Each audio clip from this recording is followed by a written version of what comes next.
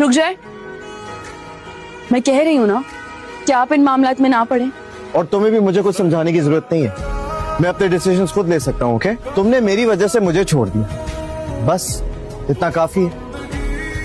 अब बस करो, ड्रामे दिखाने की जरूरत नहीं है। सरार, आप लड़े बगैर बात नहीं कर सकते। भाई कौन हो तुम?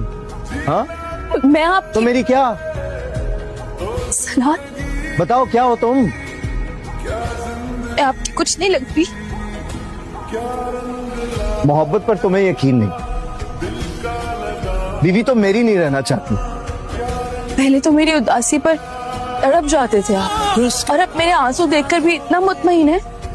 देखो क्या कर दिया तुमने, क्या से क्या बना दिया तुमने मुझे।